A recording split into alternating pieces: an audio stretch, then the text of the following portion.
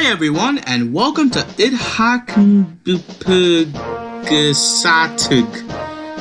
That stands for I don't have a catchy nickname, but please give some attention to these guys.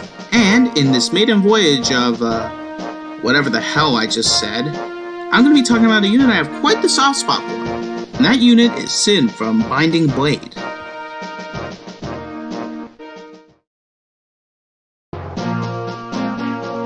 Shin is a nomad who joins in Chapter 9, and he is often considered an example of Harmo bonuses boosting a unit's viability done right, with other notable examples being Rutger and Melody.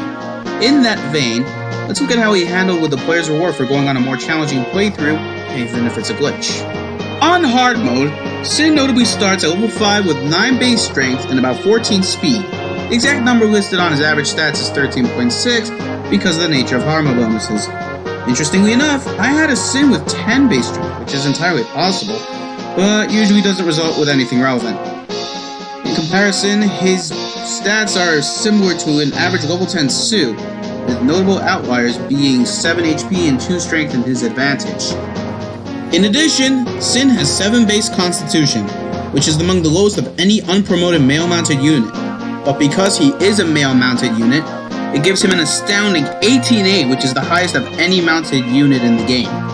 This allows him to hoist just about anyone in his saddles, with the sole exception being Hector in post-game. Even when he is promoted, it only goes down by 1, but 17-8 is enough to carry just about every viable unit in the game. Ordinarily, units that join later than others of a similar class tend to be considered worse, and usually they are seen as replacement units. And if this were normal, that would be the case. However, tier lists are usually done with the highest difficulty in mind. All this means is that I'm going to be assuming hard mode for this video. In terms of Shin's growths, he notably has a 75% HP growth, a 45% strength growth, and a 50% speed growth, all of which are very solid for offense. While his defenses aren't really notable, he's usually bulky enough to take a straight hit or two if he has to. However, a mildly annoying aspect about him is that he comes with D-rank bows, since Sue should have C or even B-rank bows at this point in the game. Though this only amounts to being able to use killer bows before the end of the Western Isles. Speaking of bows, they're actually quite important, as FE6 is known for having accuracy issues. Hell, there's even a glitch where 100 display hits can somehow miss. However, that is very rare. It has about a 1 in 3 million chance to happen. This accuracy problem allows for swords and bows in a GBA Fire Emblem game to shine where they otherwise wouldn't, just because they have better accuracy than lances and axes. This allows for classes like nomads and swordmasters to be much better than they would be in other entries. Amusingly enough, there's even a villager in Chapter 4 who notes that everyone wants a nomad, and coincidentally I'm talking about Shin, who is one such nomad. Now that I've talked about how he starts, let's go over his performance throughout the game.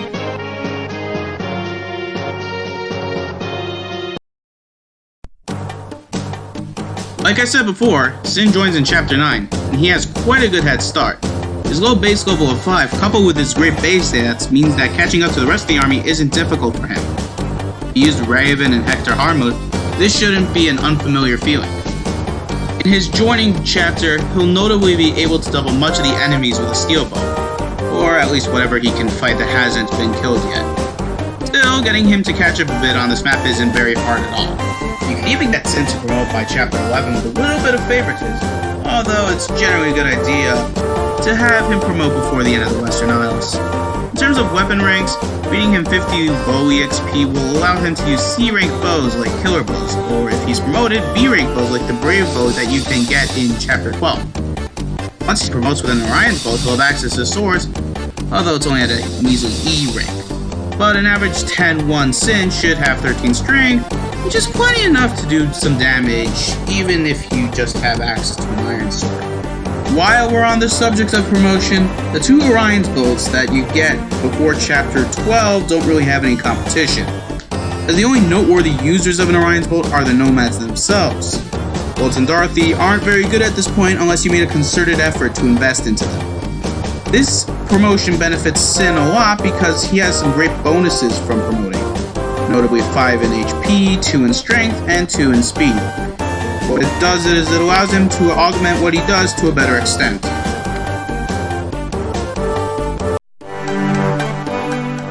If we assume that Shin is promoted, which isn't an unfair assumption, we'd have to look at what his stats could be expected to be. However, this is difficult to completely ascertain because of the nature of growth rates and when you can promote. Therefore, I had to determine that a 10-5 and 15-1 Shin are similar enough and fit for the time. Starting in Chapter 13, Wyvern Riders become a lot more prevalent in outdoor maps. If Chapter 7 was anything to go by, then one would know that fighting these units is a pain in the ass because of their high defense and strength. And your only real means of dealing with them are through 3-shotting them with your archers.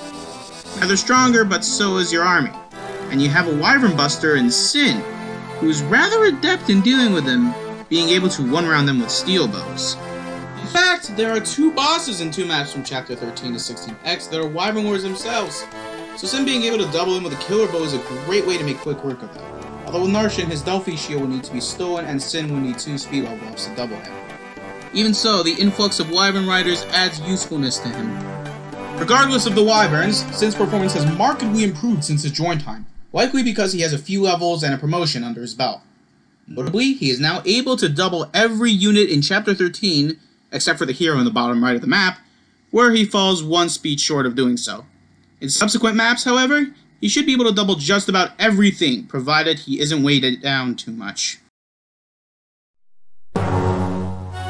However, after Chapter 16 or 16X, a pretty big event happens. Some would argue that Shin's viability is affected by this event. What is this event, you might ask? Well,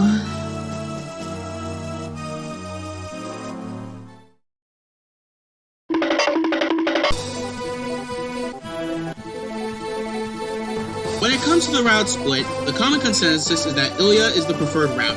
This is because of the easier enemies to deal with, and some would even say that the Nomads are worse units because they bring word to Sakai. And honestly, that isn't really a fault on their viability, much like how Shana and Thea's viability shouldn't be affected by bringing word to Ilya.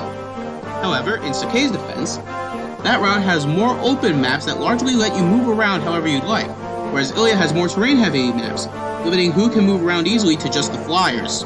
Even so, because the enemies in Sakai are considered to be tougher to deal with, it would be better to look at them than the enemies in Ilya. But before we do that, it may be a good idea to see what Shin is looking like on average.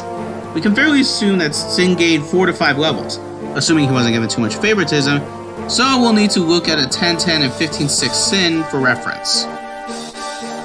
On average, Shin is able to double every unpromoted enemy in Sakai as long as he keeps 24 attack speed, and depending on how many level ups he gets, doubling even the promoted enemies isn't a problem, with the sole exception of Kel. He's able to one-round the frailer enemies and Wyverns, although he may need a different bow for each kind of enemy. It's easy to see that Shin is now one-rounding Wyverns more easily than in Chapter 13, because the Wyverns have roughly stayed the same, but Shin has only grown stronger. He's also able to one-round the Nomads with a steel bow and falls a bit short on the Nomad Troopers with a silver bow, but with a few strength level ups that wouldn't be a problem. Some like to point out that even the unpromoted enemies in Sakai can be rather dodgy, with Myrmidons and Nomads having very high if not capped speed. However, it's not that bad of a problem for Shin, because he has about 73 display hit rate with an iron bow against unpromoted enemies with capped speed, which may be a bit shaky but still quite reliable. Besides that, there are 2 more ways one can improve their accuracy, the first of which is getting to S rank in any weapon type, besides staves, which gives +5 hit in the weapon type. In Shin's case, it would likely be bows. The second of which is the support system.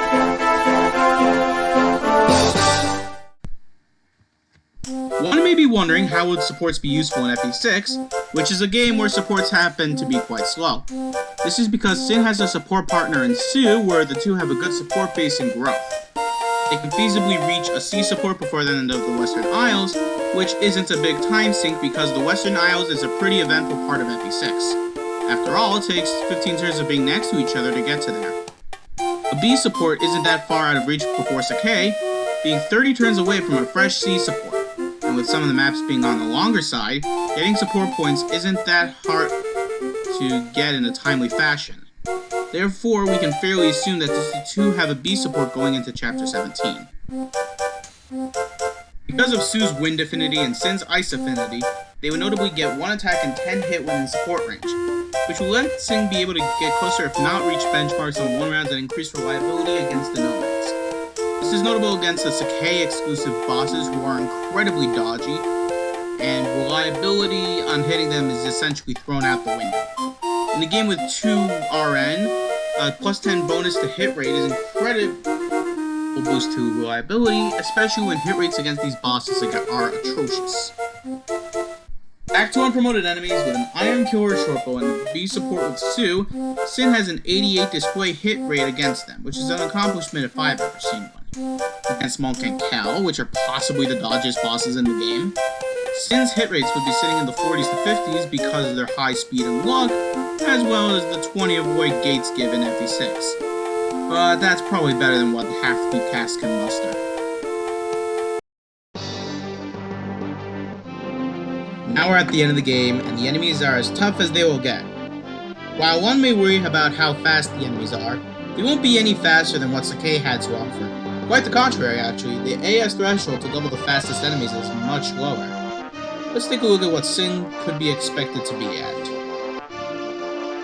The fastest enemies in this section of the game are the heroes and Brunya, but Sin can still comfortably double them. Therefore, it's more important to look at if Sin can finish the job. Bishops, druids, and sages are not hard at all for Sin to take down in 1 round of combat, as they have bad physical bulk. However, bulkier units like berserkers and heroes, much less generals, take more firepower with better bows like, say, brave bows, or even bulkier. Perhaps I'm beating a dead horse at this point, but with the abundance of wyverns in 21 and 23, Sin being able to 1-round them reliably is a great boon for him to have. But in terms of the more relevant mana keats in the tower, Sin is a great pick for using Mulligar, as he is able to 1-round most of the mana keats from this point on, unless it's Yan or other mana keats on thrones.